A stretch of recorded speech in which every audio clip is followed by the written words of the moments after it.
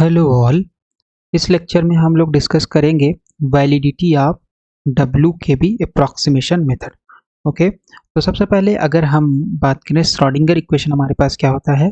Schrodinger equation जो होता है वो होता है minus h cross square point 2m del square psi function of x y z plus V psi is equal to E psi. Okay, इतना होता है। तो इसको हम लोग लिख सकते हैं del square psi minus h cross square upon 2m, okay, plus v minus e को इधर लाते हैं, साई इज इक्वल टू 0, या ये हो जाएगा आपके पास del square psi and this is minus 2m upon H cross square v minus e psi is equal to 0, यह आ जाएगा डेल स्क्वायर साई, माइनस को अंदर मल्टीप्लाई करेंगे, so this is 2m upon H cross square E minus V on psi is equal to 0।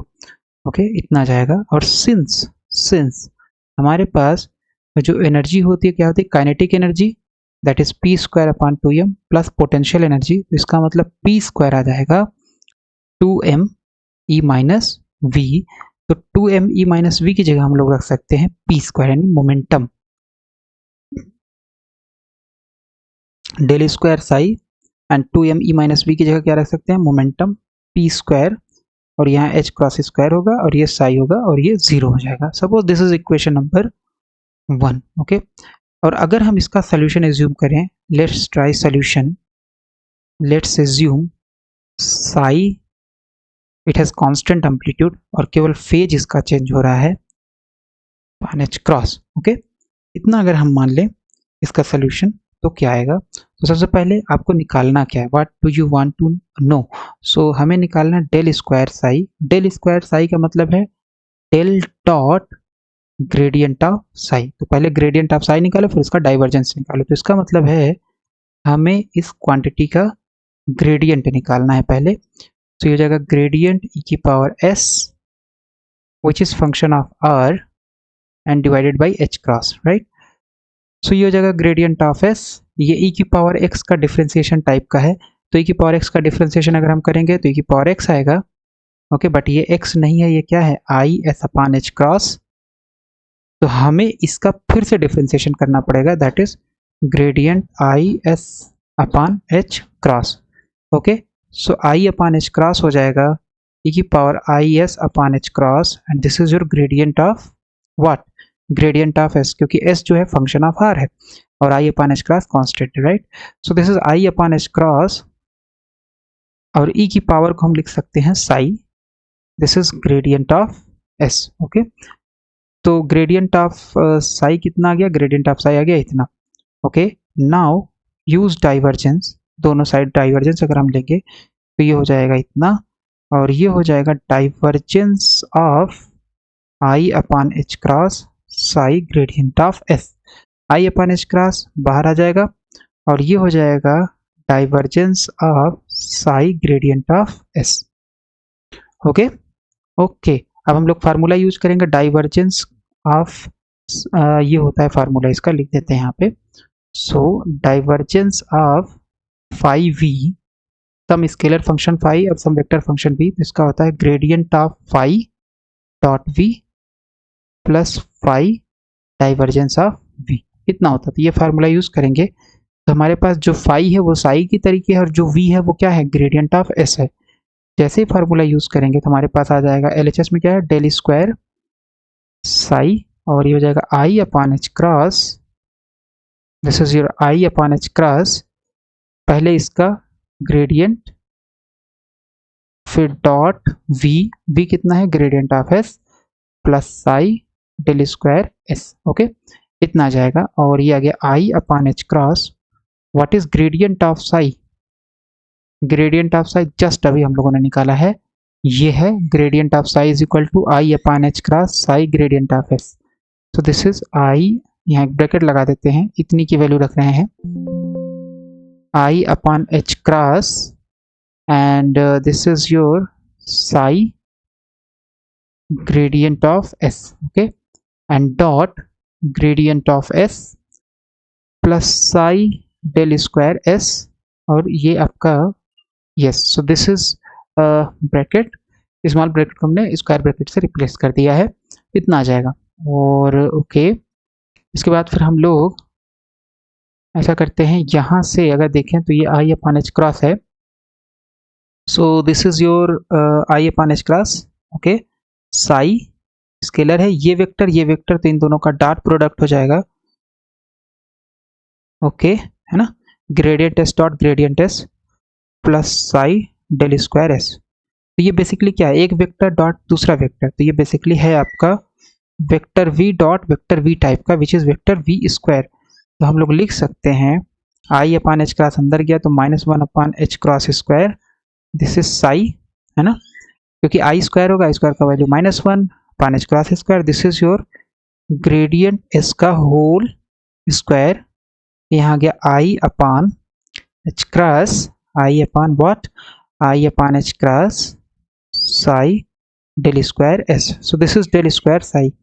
इसकी value उठा करके हम लोग रखेंगे श्रोडिंगर वेव इक्वेशन में, जो कि आपके पास है, क्या निकाला था हम लोगों ने, del square psi plus P square upon H cross square is equal to psi. तो ये डेल स्क्वायर साई की जगह ये वैल्यू उठाकर सब्सटीट्यूट करेंगे और देखते हैं क्या आता है। तो ये आ जाएगा आपके पास, सो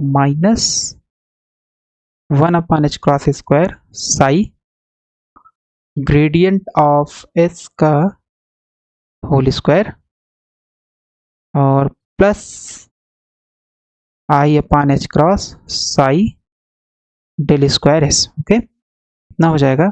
फिर इसके बाद है plus P square upon H cross square psi is equal to 0, okay. तो अगर हम इसमें से आई वाला टर्म अलग कर लें और ये मतलब इमेजिनरी पार्ट और रियल पार्ट अलग करें, तो ये हो जाएगा P square minus gradient of S का whole square upon H cross square हो जाएगा, ओके। तो हमने क्या किया, 1 अपान एच क्रॉस स्क्वायर इसमें भी है, 1 अपान एच क्रॉस स्क्वायर इसमें भी, इसमें से कॉमन ले लिया और ये साई हो गया, plus okay, so i upon H cross psi del square S is equal to 0, right, इतना आ गया।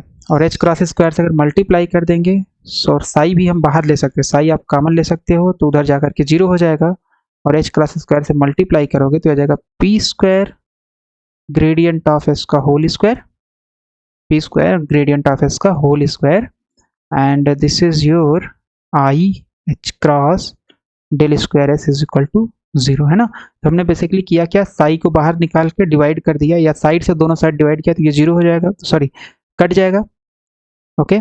और एच क्रॉस स्क्वायर से मल्टीप्लाई किया तो यहाँ पे 1 हो जाएगा, और यहाँ जस्ट एच क्रॉस नीचे है तो यहाँ जस्ट एच क्रॉस बचेगा, ओके। तो अगर हम कंपेयर करें तो हमारे पास ये वाला जो पार्ट है real part, so from real part की अगर हम बात करें तो रियल पार्ट से हमारे पास आ जाएगा P square is nothing but gradient of S का होल स्क्वायर। और अगर हम 1D में बात करें, 1D में हमारे पास आ जाएगा P square, what is gradient of S, तो ये होता है del S upon del X, right, फिर del S upon del Y, फिर del S upon del Z. तो ये बेसिकली आ जाएगा आपके पास, it is nothing but 1D में जस्ट एक्स वाला कंपोनेंट बचेगा और जाएगा D S upon D X का होल स्क्वायर। इसका मतलब D S upon D X आ जाएगा प्लस माइनस पी के, और पी किसका फंक्शन है, ये है एक्स का, ओके। इसकी हमें ज़रूरत है, हम लोग आगे इसे यूज़ करेंगे, ओके। 1D का मतलब है वन डायमेंशन, ओके, इतना हो जाएगा, परफेक्ट, ओके। सो हमारे पास ये वैल्यू आ गई।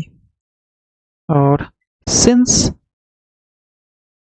H cross is very less than 1, तो हम लोग अगर कंपेयर करें तो ये वाली जो वैल्यू होगी बड़ी होगी as compare to this, okay.